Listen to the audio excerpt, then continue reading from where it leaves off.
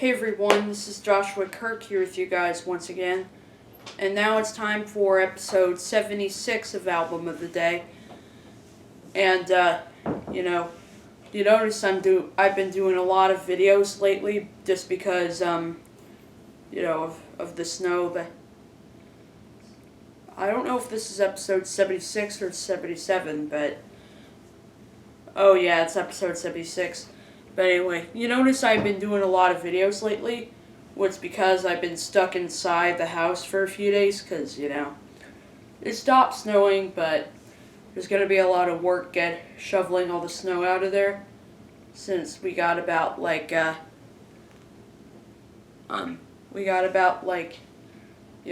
inches of snow or something like that. But anyway, let's get right to it, shall we? Today's artist is a band that I know I've reviewed multiple times here on my channel, but I'm just a big fan of them, and I've actually been wanting to review this album for a little while, so I'm finally just now gonna go review the 1995 sophomore album released by English rock band Radiohead. The album is called The Bends. Everybody knows this record, but I'm going to cover what isn't really covered so much about this album. As you can see, this is my used CD copy that I picked up at Soundgarden.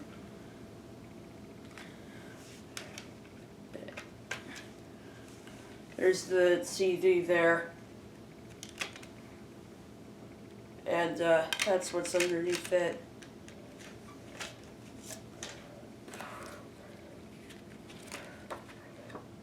And anyway, I'm showing you this booklet which has all the lyrics in it. There's some pretty interesting artwork going on. Excuse me. So I've actually had this for a couple of years.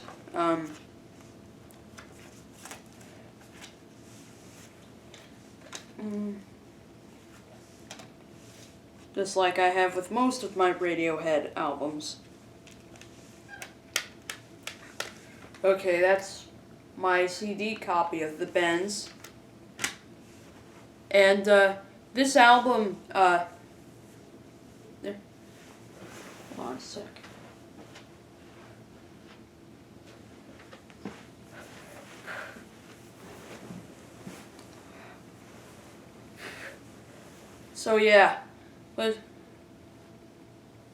Let's talk about the songs on this album, shall we? This album definitely shows some some very obvious improvement for Radiohead. I mean, Pablo Honey was pretty popular because of that song Creep. But after the success of this album and 1997's OK Computer, a lot of people don't really look back on Pablo Honey very fondly because of how much more depth the band has developed in their music, both lyrically and production-wise. Like, the opener on here is called Planet Telex, which pretty much is the one song that kind of sounds like stuff that would come on some of Radiohead's later stuff, to the more keyboard-driven things, with this echoey piano and these noisy guitars, and there's a weird tremolo effect going on in the guitar, and then there's all these swirling keyboards going on in the background. And I'd like to tell you a bit of an interesting story about the recording of this song. This song was pretty much recording after the band drank a lot of wine. So, it was kind of, because they were actually drunk when they recorded this, and Tom actually laid down on the floor in the studio and recorded the vocals. It's interesting how the vocals were recorded, because because, Tom was drunk and, he basically laid down on the floor and to record the vocals. Vocals. I assume it's kind of strange how that happened, but yet somehow it seemed to kind of work with, all the experimentation that was going on with the song. And up next is the title track, The Bends, which has a lot of lyrics that are kind of, it does have lyrics about, it uses, the term the bends. Like, the bends is some sort of, health problem. They're sort of, using that as kind of a metaphor for, anxiety and problems and anxiety and struggles and stuff like that. And some of the lyrics on it are actually kind of ironic. Like, for example, the lyric that goes, "I wish it was the '60s," because in reality, the '60s wasn't a very good time. It was all about money and, trouble with and issues of politics and stuff like that. Like Tom York, said in an interview that lyric was pretty much was very sarcastic, because that's not how the '60s was like. It wasn't a time like in truth, he doesn't wish it were the '60s at all. And and another interesting thing about the recording of this song too, the sounds that you hear at the beginning, Tom York recorded that in a hotel room in Arizona while they were on tour for Pablo Honey. It was basically a bunch of kids playing some musical instruments and an old guy telling them, keep it up. So that's the sounds that you're hearing at the beginning of that song that Tom recorded from the Pablo Honey tour back in 1993. And also, although it's way in the background, Johnny Greenwood actually plays the recorder on this song. It's very audibly heard on a demo version of it, recorded during the sessions for Pablo Honey.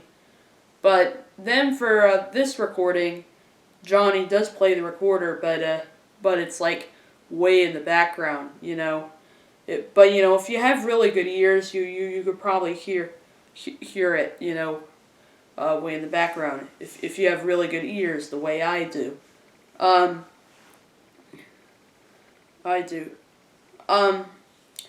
Following that is the lead single from the album, High and Dry, which this song has been covered by quite a few people. I know Jamie Cullum did a cover of it on his album 20-something. This is one song that definitely deals with, once again, kind of deals, there's definitely a theme of, anxiety that goes through on the album. And this song is a perfect example of that. It's a song about, people, just, people, just tend to, it talks about people just kind of turning into something they're not, and just kind of letting anxiety take over when they got problems, and, they're always trying to stop it, to the point where you're just kind of drying up in conversation and all that. And, this is definitely a classic, definitely a great song. I do really like the guitar. I do really like Johnny Greenwood's guitar solo that comes in toward the middle of the song. This is one song, however, the band hasn't performed it in years. They haven't performed it since 1997 for one reason. Tom York said in an interview that he didn't like the song, and that he didn't want it on the album, but he was forced by the record label to put it on it, just because, it had a catchy chorus and all that. Which, when I listen to the song, I can see why he didn't really like the song, because it's a pretty sad song, and, it's a pretty, it's definitely, this band's for a band that gets some of their songs played on radio and stuff like that, their lyrics are pretty dark, that's for sure. This is definitely darker and richer than Pablo Honey. And that's why I'd rather listen to this record than anything off Pablo Honey. Even though there's a few good songs on Pablo Honey, I still would much rather come back to this record. Up next is Fake Plastic Trees, which is a song basically about everything seems a little too superficial in this commercialized world.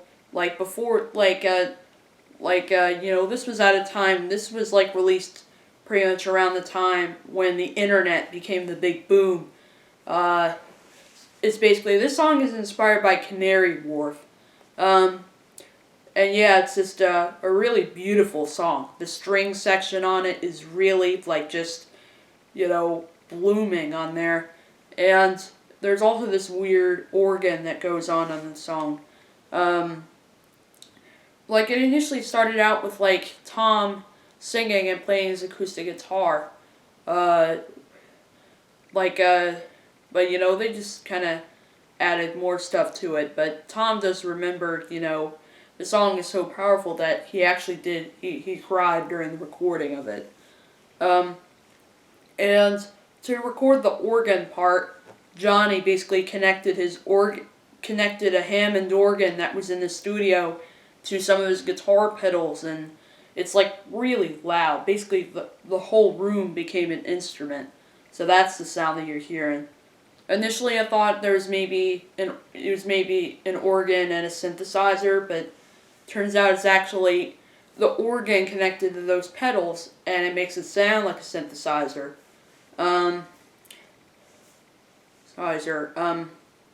So yeah, that's how they recorded the organ part. So it's a really beautiful sound on there. It's definitely, Johnny definitely shows, Johnny, was a pretty talented member of the group, playing just about any instrument. So, yeah, this is definitely one of his better, keyboard performances beyond this song.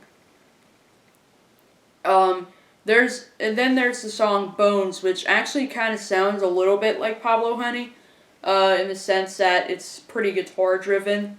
And then there's Nice Dream, which the lyrics of this song were inspired by a drunk dream that Tom York had. This is the kind of band that gets really overwhelmed by being interviewed by so many people and having to talk to so many people that they don't know, that are strangers to them. It's basically a song, basically an ironic song, basically talking about how the band feels about band feels about just people trying to take over their lives or stuff like that. Hence the lyric, "The sea would electrocute us all." Tom York is using metaphors of metaphors of metaphors of dying is things for the sea of people would just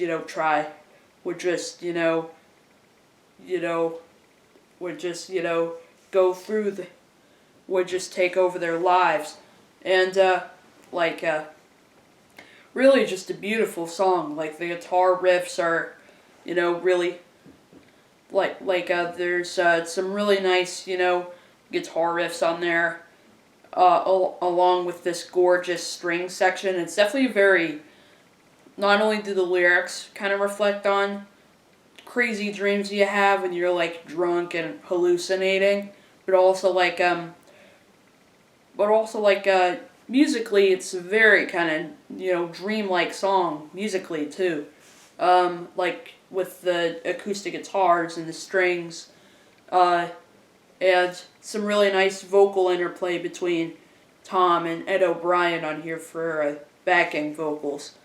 And at the end, John Leckie, the producer, recorded some like whale sounds, as the band refers it to, at the end of it. And like the acoustic guitars, basically all 5 members just noodling around on acoustic guitars were the thing recorded for the song. Um, and and there's the song Just, which talks about, like a certain kind of, feeling that, just kind of, takes you over and makes you feel small, like, but it doesn't bother your friends, it just, bothers you. It's, yet again, another song about people just kind of choosing to let, their problems, dominate, their life, and, they just don't admit that they're doing it to themselves, but the truth is they really are. So these lyrics, I think I can totally relate to on this album. And,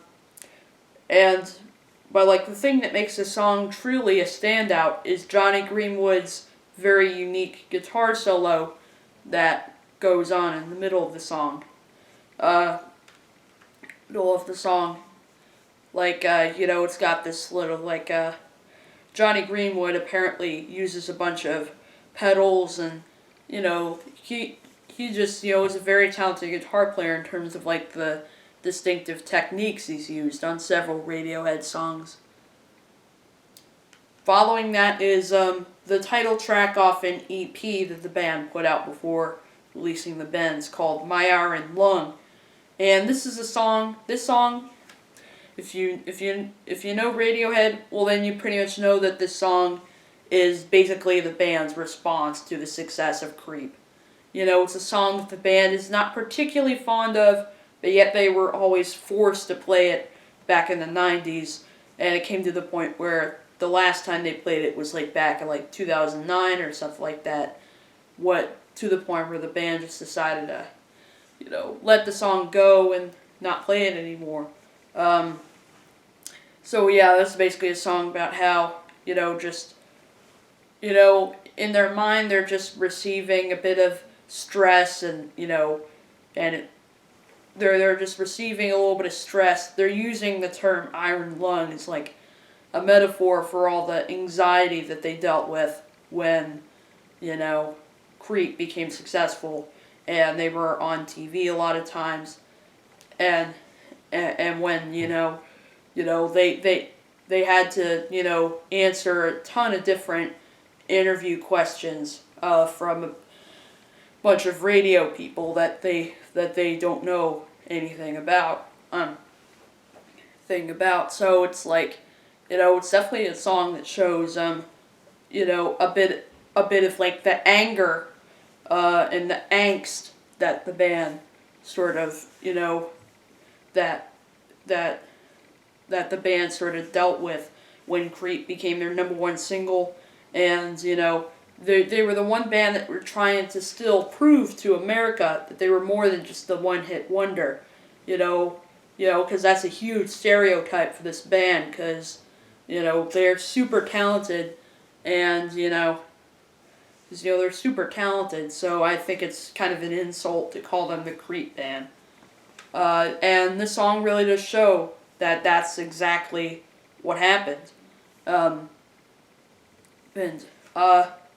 just really a great song. Like, I can definitely relate to the lyrics. I mean, if I had a hit single, I would get that kind of stress too.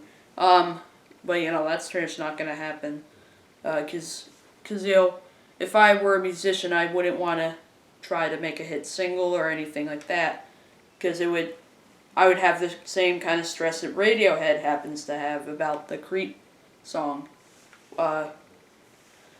Following that is, the really beautiful ballad called Bulletproof, I Wish I Was, which, the song could be a lot of things. It could be about, like it could deal with a relationship, like a failed relationship or something like that. And, the narrator just kind of, feels a certain kind of envy and, wishes he never was with that person. So like, so like in the song, he's the narrator's like, telling someone to it sounds as if the narrator's telling someone to abuse him if you listen to these lyrics. There's a bunch of weird guitar sounds going through in the background, like Ed O'Brien does a sing on the guitar during the third verse where he creates something that sounds kind of like bubbles popping, bubbles popping, to fit in with the lyric. I could burst a million bubbles, all surrogate and bulletproof. Just beautiful song. Beautiful lyrics, and the guitars on here, just sounds so nice, all the different noises going through in the background. And some nice backing vocals from Ed O'Brien on here. And then there's the song Black Star, which has kind of a rougher production feel to it, because, I don't think John Leckie was really in the studio when they recorded this song, hence the kind of, more raggedy rock sound of this track. And Sulk was pretty much the last song recorded for the album, and it's pretty much the least liked song on the album by the band. And Thousand on this album, and if you listen very carefully in the background, there's 100 tambourines recorded for the song. So there's a lot of tambourines recorded in this song, and this song is basically a response to some sort of I think it's some sort these lyrics are basically a response to some sort of bloody, violent war that happened somewhere and stuff like that.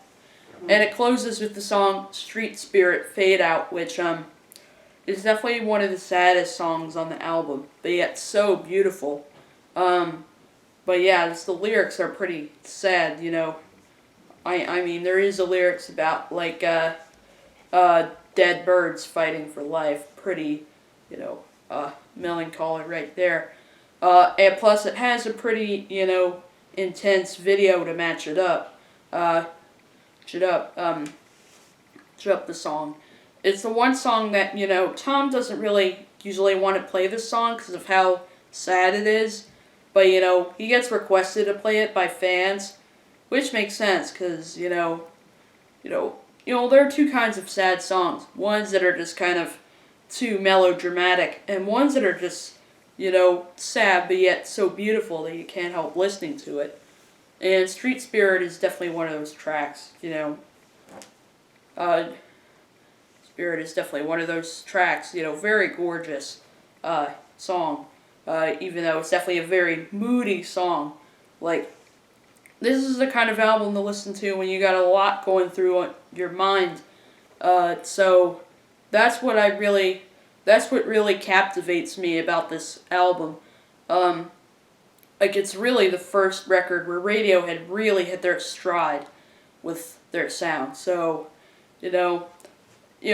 not one bad song on it. So I'm gonna have to give it a full, I'm gonna have to give it maybe a full 10 rating, because it's just a really good album, and and I do think a lot more people should listen to it because it is definitely a classic, and I'm sure a lot of you might have heard this record. I've heard this record because it's pretty much considered a classic, but if you've never if you've never heard this album, I do recommend you check it out. So that's my review on Radiohead's The Bends, and I'll see you for episode 77.